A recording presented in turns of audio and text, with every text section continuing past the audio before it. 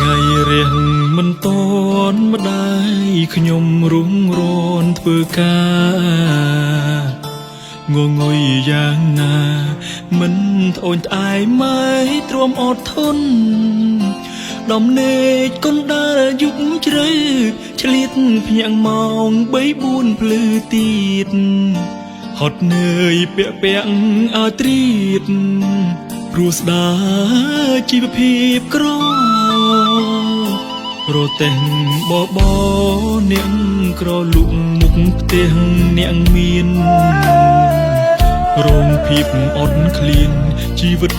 កំសត់លែងមានអៀនខ្មាំងចង់ឲ្យរូបរាងកូនសុំម្ដាយខ្ញុំទ្រាំពាអើបាំងតទួលរបងចាំងផ្លាស់របងថ្មីឲ្យកូនមហាសមុទ្រជ្រៅមិនស្មើទឹកចិត្តម្ដាយខ្ញុំ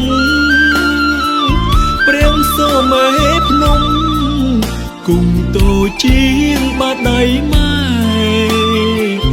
ព្រះគុណម៉ែធ្ងន់ក្រសោបកាយកូនឆ្លងផ្ទៃទុនលេមហាមីតគុណម៉ែកាត់ថ្លៃមិនបានចិញ្ចឹមគុណម្នាក់ឧបសគ្គមកឆ្លងរាប់រយសាច់មុខសង្ហាយមិនពោលឲ្យកូនលឺហត់មួយម៉ាត់កូនខំម៉ែមិនដែលខឹងបានត្រឹមពុនយំស្ងាត់ទូលមានកូនមិនស្ដាប់ម៉ែបន្ទោខ្លួនឯង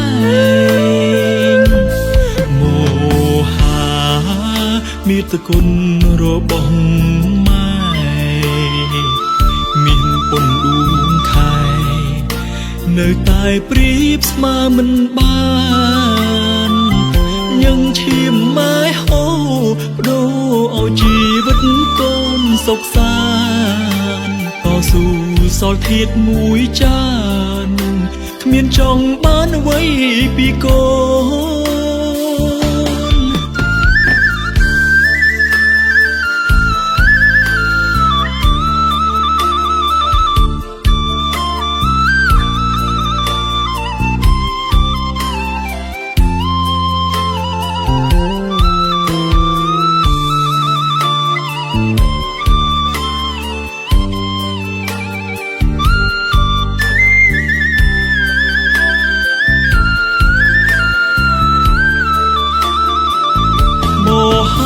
សមុទ្រជ្រៅ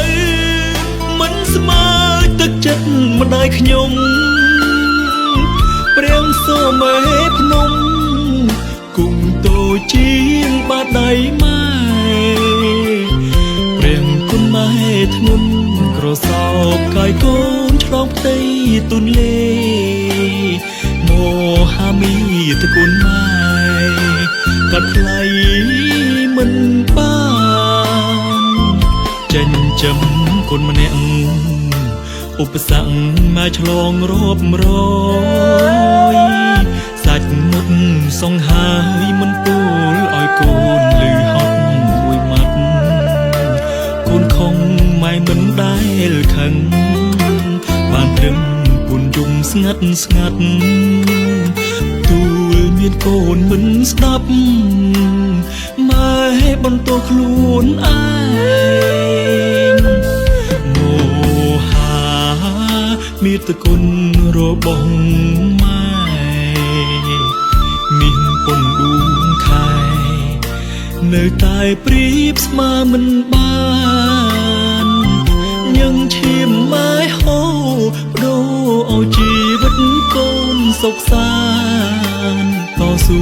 សល់ធាតមួយចានគ្មានចង់បានអ្វីពីកូន